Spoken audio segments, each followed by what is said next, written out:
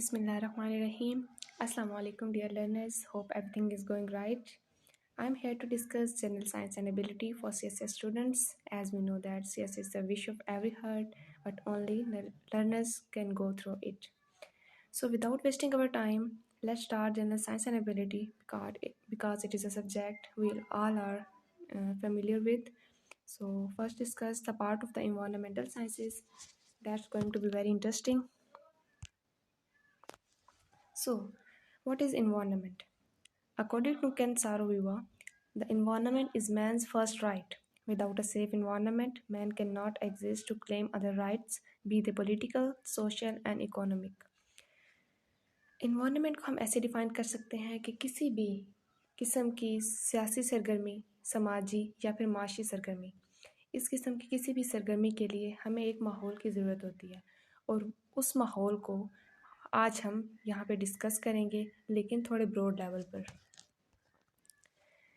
The term environment have been derived from the French word environner, mean to surround. The environment can be broadly defined as one's surrounding. Environment को हम ऐसे कह सकते हैं कि एक चीज़ जो हमें घेर रही है, मतलब जिन ऑब्जेक्ट्स ने हमें घेरा हुआ है वो सब मिलकर हमारा environment क्रिएट कर रहे हैं. According to P. Gisbert, environment is anything immediately surrounding an object and exerting a direct influence over it. इसको हम अगर नॉर्मल सेंस पे देखा जाए तो हम जहाँ पे रह रहे होते हैं, हम हमारा माशरा एक माहौल बना देते हैं और माहौल में सब चीज़ें एक दूसरे पर असरअंदाज हो रही होती हैं. हम किसी से सीख रहे होते हैं तो किसी को सिखा रहे होते हैं, लेकिन यहाँ पे इन्वायरमेंट की बात हो रही है ब्रॉड सेंस पे. इसमें हमने पूरी अर्थ की सरफेस, पूरे अर्थ के इन्वायरमेंट को डिफ़ाइन करना है थोड़े ब्रॉड लेवल पे, क्योंकि हम CSS की प्रिपरेशन कर रहे हैं. सो अगर क्लासिफिकेशन की बात की जाए तो there are two major classification of environment, physical environment and living environment. Physical environment में हमारे पास फिजिकल फैक्टर्स आ जाते हैं like water, air and land. इनको हम एबायोटिक कंपोनेंट्स ऑफ इन्वायरमेंट भी कहते हैं. Abiotics means non living thing because they all are included in non living objects. Living environment में वो ऑब्जेक्ट्स आ जाते हैं जो कि लिविंग हो. Livings means that can grow and reproduce. इसमें plants, animal and micro organisms आ जाते हैं और इसको हम बायोटिक कंपोनेंट्स ऑफ इन्वायरमेंट भी कहते हैं. नेक्स्ट हमारे पास कंपोनेंट ऑफ इन्वायरमेंट. अगर हम इन्वायरमेंट के कंपोनेंट्स देखें तो इनको हम 4 सेगमेंट्स में डिवाइड करते हैं: atmosphere, hydrosphere, biosphere and lithosphere. So इनको हम डिटेल डिस्कस करेंगे एक एक को नेक्स्ट वीडियोज़ में, और इस वीडियो में हम सिर्फ एटमॉस्फेयर और उसकी लेयर्स को डिफ़ाइन करेंगे. सो इसको अगर हम थोड़ा सा डिफ़ाइन कर लें तो एटमॉस्फेयर में हम जो गैसेस लेयर है, अर्थ के इर्द गिर्द जो भी गैसेस प्रेजेंट है उनको हम एटमॉस्फेयर में डिफ़ाइन करते हैं. हाइड्रोस्फेयर नाम से ही शो हो रहा है कि ये वाटर की स्टडी है. तो अगर हम अर्थ की सरफेस पर जितना वाटर है उसकी स्टडी में उसको हम हाइड्रोस्फेयर में स्टडी करते हैं. बायोस्फेयर में लिविंग ऑब्जेक्ट्स आ जाते हैं और लिथोस्फेयर में हम लैंड की स्टडी करते हैं. एटमॉस्फेयर. सबसे पहले atmosphere is a gaseous layer surrounding the earth. In other words, we can say that our earth is surrounded by a thin layer of gases called atmosphere. Atmosphere क्या है? हमारी अर्थ के को मुख्तलिफ गैसों ने सराउंड किया हुआ है जो कि बहुत इंपॉर्टेंट रोल प्ले करती हैं इसकी टेम्परेचर, प्रेशर, इनकी और वेदर पैटर्न्स के क्रिएट होने में. तो हम अब अर्थ की सरफेस पे जितनी भी गैसेस हैं जिन्होंने सराउंड किया हुआ है वो हम उन सब को हम एटमॉस्फेयर में स्टडी करते हैं. और एटमॉस्फेयर में हमारे पास एक एकेडेमिया होता है meteorology. Meteorology is the study of atmosphere and the motion within the atmosphere, commonly known as weather. Meteorology focus on the atmospheric variables. अब एक एकेडेमिया है जिसमें हम एटमॉस्फेयर को स्टडी करते हैं और इसमें जितने भी मोशंस होती हैं उनको स्टडी किया जाता है. और इसके बाद एटमॉस्फेरिक वेरिएबल्स में क्या आ जाता है? इसमें हमारे पास temperature variations, pressure variations with respect to altitude. So हम इन सब की स्टडी जो है ना एक एकेडेमिया में करते हैं जिसको हम मेट्रोलॉजी कहते हैं. Atmosphere, the cloud you see in the sky, the wind that is moving the tree or the flag in your schoolyard, these are all belong to atmosphere. ये सब चीज़ें एटमॉस्फेयर का हिस्सा हैं. आप सूरज की तपश कम महसूस कर रहे हैं, ज़्यादा महसूस कर रहे हैं, हवाएं तेज़ चल रही हैं, कम चल रही हैं, तूफ़ान आ रहे हैं, बारिशें हो रही हैं, वेदर पैटर्न्स बन रहे हैं, these are all part of our atmosphere. Atmosphere की अगर हम स्ट्रेचनेस की बात करें तो हमारी अर्थ की सरफेस से 10,000 किलोमीटर अबव की जो सरफेस है ये हमारी एटमॉस्फेयर की सरफेस है टोटल। और इसमें जो जो क्लोज टू अर्थ सरफेस है हमारे, वो है 8 to 15 किलोमीटर, जो कि हमारे एटमॉस्फेयर की फर्स्ट लेयर बनती है। एटमॉस्फेयर को हम फर्दर डिवाइड करते हैं 4 लेयर्स में। So we will discuss it later in next slides. So 8 to 15 kilometre वो एटमॉस्फेयर है जिसमें वो हम रह रहे होते हैं, जो बहुत इंपॉर्टेंट रोल प्ले करता है हमारी लाइफ में। सो इसमें air composition, temperature and atmospheric pressure very with altitude. इसमें हम नेक्स्ट देखेंगे कि कैसे कंपोजिशन चेंज होती है एयर की, क्या टेम्परेचर वेरिएशंस आती हैं और क्या प्रेशर वेरिएशंस आती हैं। जैसे जैसे हम हाइट, एल्टीट्यूड मीन होता है हाइट, तो हाइट जैसे जैसे इंक्रीज़ होती है तो ये चीज़ें भी साथ साथ चेंज होती हैं। Gases in the atmosphere are divided into two kinds, constant gases and variable gases। दो तरह की गैसेस होती हैं, constant gases होती हैं और variable gases होती हैं। अब constant gases वो gases हैं जिनकी concentration change नहीं होती, with the passage of time वो composition same ही रहेगी। Just like nitrogen and oxygen. Nitrogen की कंपोजिशन किसी भी एरिया में चले जाएं, किसी भी टाइम पे उसको मेजर कर लें तो वो कंपोजिशन 78.09 ही रहेगी। ये फिक्स्ड कंसंट्रेशन होती है और नाइट्रोजन की, और ऑक्सीजन की 20.94 बाय वॉल्यूम। सो ये दोनों कंपोजिशन चेंज नहीं होती। इसके अलावा हमारे एटमॉस्फेयर में इनर्ट गैसेज होती हैं like argon, helium, krypton and xenon. अगर हम इनकी होल बात करें तो इनका होल वॉल्यूम जो है 0.94% रहता है। तो ये एज ए होल अगर इनको हम देखा जाए तो ये हमारे पास कांस्टेंट गैसेज में आती हैं। लेकिन अगर इसको अलग अलग देखा जाए लाइक आर्गोन की, हीलियम की कंसनट्रेशन, क्रिप्टॉन की कंसनट्रेशन या जीनोन की कंसनट्रेशन, अगर हम इनको एक एक करके देखेंगे तो ये हमारे पास वेरी करती रहती हैं। लेकिन इनकी होल जो कंपोजिशन है वो सेम ही रहती है, तो हम इसको as a whole constant gases में ही इंक्लूड करते हैं।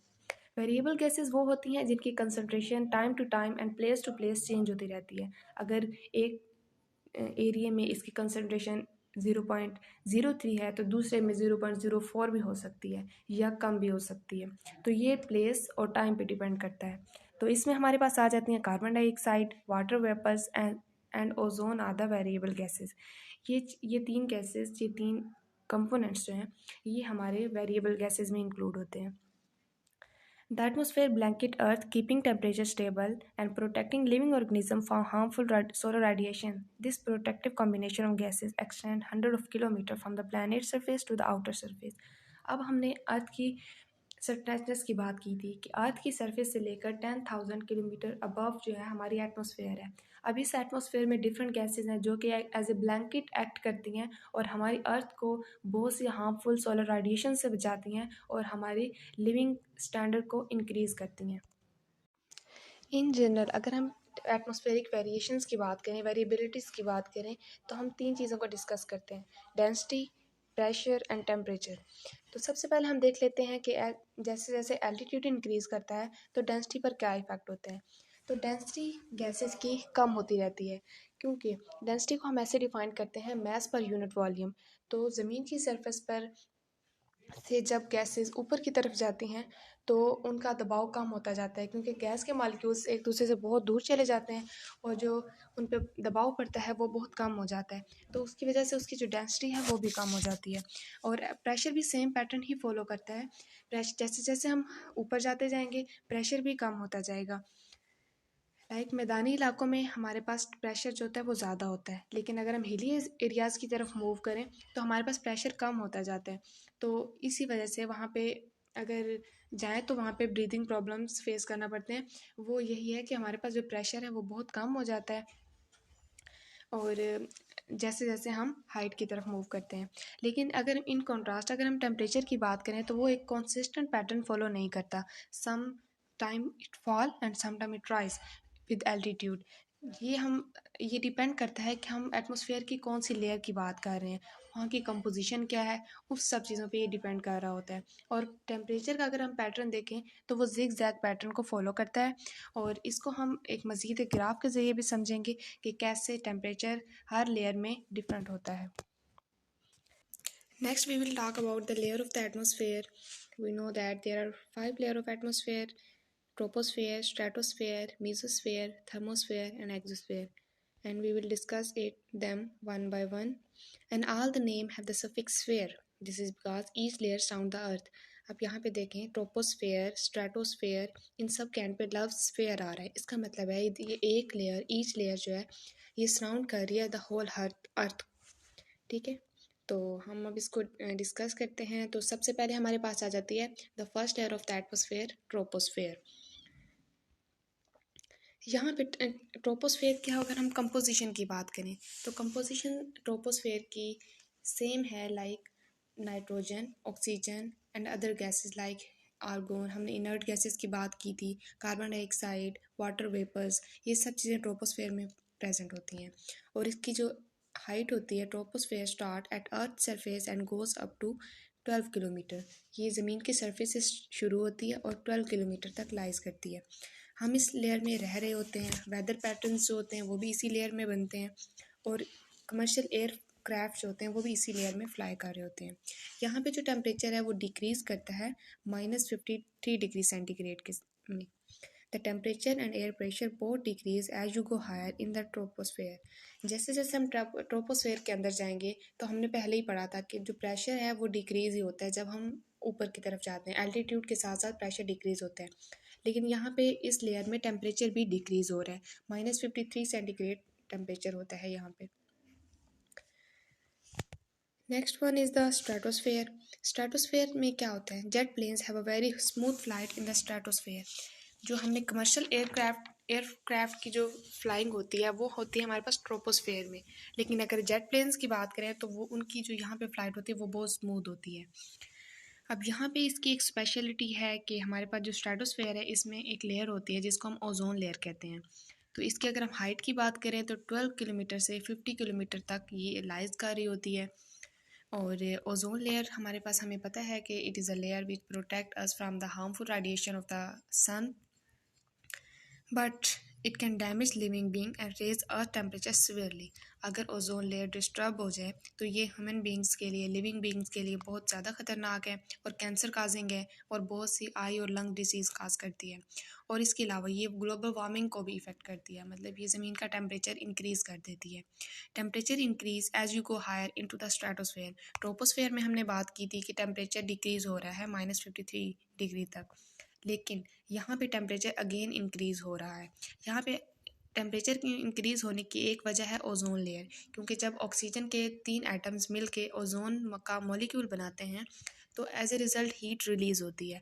और इसके अलावा ये जो ट्रैप कर रहे होते हैं अल्ट्रा वायलेट रेडिएशंस को सन की, तो उसकी वजह से भी इस लेयर का जो टेम्परेचर है वो इंक्रीज़ होता है। और टेम्परेचर कितना इंक्रीज़ होता है, मतलब 50 डिग्री तक इंक्रीज़ हो जाता है, -53 से -3 डिग्री सेंटीग्रेड तक आ जाता है। And the next layer is the mesosphere. Meso mean middle. So it is the middle layer of the atmosphere. It start at 50 kilometre and goes up to 80 kilometre. ये 50 से 80 kilometre तक lies करती है और ये हमारे पास कोल्डेस्ट लेयर है। अब यहाँ पे कंपेयर करें स्ट्रेटोस्फेयर को। स्ट्रेटोस्फेयर में हमारे पास टेम्परेचर इंक्रीज़ हो रहा था, यहाँ पे अगेन डिक्रीज़ हो रहा है। ये वो रीजन है जहाँ पे मेटियोर्स बर्न होते हैं। इनकी अगर कंपोजिशन की भी बात करें तो कंपोजिशन इसकी सेम रहती है लाइक ट्रोपोस्फेयर।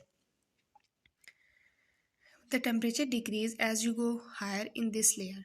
टेम्परेचर यहाँ पे डिक्रीज़ करता है जैसे जैसे हम ऊपर की तरफ मूव करते हैं, और टेम्परेचर यहाँ पे रिकॉर्ड जो है वो -93 डिग्री सेंटीग्रेड है। तो यहाँ पे इसका टेम्परेचर -93 डिग्री सेंटीग्रेड है। और यहाँ पे मेटियोर्स बर्न हो रहे होते हैं, तो यहाँ पे मेटियोरिक स्मोक भी मौजूद होती है। इसके अलावा जो एलिमेंट्स होते हैं, metallic elements like iron, magnesium, calcium, sodium, potassium, ये भी इस रीजन में पाए जाते हैं। And the next layer is thermosphere. Thermo mean heat, so we can say that again in this layer temperature start increasing. It is the outermost layer of the atmosphere. ये atmosphere की सबसे outer layer को कहते हैं। The thermosphere extend from 80 kilometre above earth surface to the outer space। मतलब इसकी कोई definite height नहीं है इस लेयर की, मुख्तलिफ टाइम्स में इसको मेयर किया गया, लेकिन डिफरेंट हाइट्स इसकी बताई जाती हैं, लेकिन जो एग्जैक्ट हाइट है इसकी अभी तक नहीं पता। तो ये अबव अर्थ सरफेस से आउटर स्पेस तक हमारे पास जो लेयर होती है वो थर्मोस्फेयर ही होती है। इसमें अगर कंपोजिशन की बात करें तो हमारे पास इसकी कंपोजिशन में आ जाता है कि इसमें ऑक्सीजन और नाइट्रोजन और हीलियम मौजूद होते हैं, और ऑक्सीजन और नाइट्रोजन ये एटॉमिक फॉर्म में मौजूद होते हैं। तो यहाँ पे क्योंकि यहाँ पे सन की लाइट्स जो है वो एब्जॉर्ब हो रही होती हैं, यूवी रेडिएशन भी बहुत सी इस लेयर में भी एब्जॉर्ब हो रही होती हैं और एक्स रेज भी एब्जॉर्ब हो रहे होते हैं। तो यहाँ पे आइनोस्फेयर भी मौजूद होती है। आइनोस्फेयर मीन आयंस की एक लेयर होती है जो कि सराउंड कर रही होती है। तो वो क्या होता है, सन से जब लाइट आती है तो वो आयंस होते हैं वो एक्साइट हो जाते हैं, चार्ज हो जाते हैं और आयनाइज हो जाते हैं, तो वो एक लेयर बना देते हैं। तो इसकी वजह से यहाँ का जो टेम्परेचर है वो एक्सट्रीमली हाई होता है, यानी 2000 डिग्री सेंटीग्रेड तक इंक्रीज़ कर जाता है।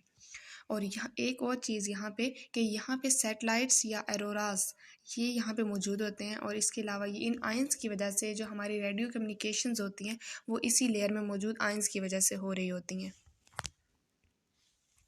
And the next layer is exosphere, the outer layer of the atmosphere. जब हम एटमॉस्फेयर से बाहर निकलते हैं तो वहाँ पे जो लेयर एक मौजूद है उसको हम एक्सोस्फेयर कहते हैं, and it is the very edge of the atmosphere, and this layer separate the atmosphere from the outer space. ये हमारी एटमॉस्फेयर को आउटर स्पेस से अलग करता है। इसके अगर हम थिकनेस की बात करें तो जितनी थिकनेस पूरे एटमॉस्फेयर की है अर्थ की सरफेस से लेकर थर्मोस्फेयर तक, उतनी जो थिकनेस है वो इस अकेले एक्सोस्फेयर की है। Means it is 10,000 kilometre thick. So and it is as wide as the earth itself. जितनी अर्थ की विड्थ है ना उतनी इस एक लेयर की विड्थ है। तो यहाँ पे हम देख लें कि इसकी कितनी ज़्यादा विड्थ होगी और ये कितनी थिक है। और यहाँ पे जो कंपोजिशन की अगर हम बात करें तो यहाँ पे इसकी कंपोजिशन में हमारे पास आ जाती है हाइड्रोजन एंड हीलियम्स, क्योंकि it is the very edge of the atmosphere and direct sun की लाइट्स आ रही हैं, तो ये दो मेन कंपोनेंट्स होते हैं इसमें। बाकी लाइट मॉलिक्यूल्स भी होते हैं लाइक नाइट्रोजन एंड ऑक्सीजन, लेकिन वो कम अमाउंट में मौजूद होते हैं। और इसमें टेम्परेचर अगेन बहुत ज़्यादा हाई होता है, लाइक 17 डिग्री सेंटीग्रेड तक होता है, और रात को ये लेयर इंतहाई सर्द और दिन में इंतहाई गर्म होती है। तो इसमें हम अगर टेम्परेचर देखें, इस ग्राफ को समझें, तो यहाँ पे हम ट्रोपोस्फेयर में हमारे पास टेम्परेचर डिक्रीज़ हो रहा था, तो यहाँ पे टेम्परेचर डिक्रीज़ हो रहा था। नेक्स्ट अगर हम मूव करें तो वहाँ पे टेम्परेचर अगेन इंक्रीज़ हो रहा है। तो नेक्स्ट लेयर मीजोस्फेयर में अगेन डिक्रीज़ हो रहा है और ये कोल्डेस्ट लेयर है, और थर्मोस्फेयर में अगेन इंक्रीज़ हो रहा है। तो ये बन गया ना जिगजैग मैनर। तो ये वेरिएशंस हैं टेम्परेचर की जो कि हमें लेयर्स ऑफ एटमॉस्फेयर में देखने को मिलती हैं। अब हमने बात कर ली टेम्परेचर वेरिएशन की कि कैसे कैसे टेम्परेचर इंक्रीज़ होता है और कैसे डिक्रीज़ होता है और कैसे ये जिगजैग मैनर को फॉलो करता है। तो अब हम देख लेते हैं कि एटमॉस्फेयर को हम कैसे क्लासीफाई करते हैं दो लेयर में। तो वैसे तो हमारे पास लेयर्स ऑफ एटमॉस्फेयर को देखें तो हमारे पास आ जाता है troposphere, then stratos, mesos and thermo and exosphere. लेकिन एक और क्लासिफिकेशन भी इसकी है कि हम उसको ऐसे लिखते हैं, these layer are neutral sphere and ionosphere. हम उसको न्यूट्रलिटी या आइंस की बेस पे हम उसको डिफ़ाइन करते हैं या क्लासीफाइड करते हैं। अब न्यूट्रल स्फेयर में हम कह सकते हैं कि ये जितना भी इन्वायरमेंट है, जितनी भी ये लेयर्स इसमें लाई करती हैं, वहाँ पे जो एटम या मालिक्यूल्स होंगे वो न्यूट्रल होंगे, मतलब ना उनका पॉजिटिव और नेगेटिव चार्ज सेम होगा। लेकिन आइनोस्फेयर में अगर हम उसको डिफाइन करें तो it is defined as the layer of the earth atmosphere that is ionized by solar and cosmic radiation. जो सन से लाइट्स इंटर हो रही हैं हमारी एटमॉस्फेयर में, उसकी वजह से कुछ एटम्स या कुछ मालिक्यूल्स अपने एटम्स को लॉस कर देते हैं, तो वो जो फिर एज ए रिजल्ट में आयंस बना लेते हैं, तो वो जो लेयर बनेगी ना तो उसको हम आइनोस्फेयर बोलेंगे। And it lies 62,000 kilometre above the earth.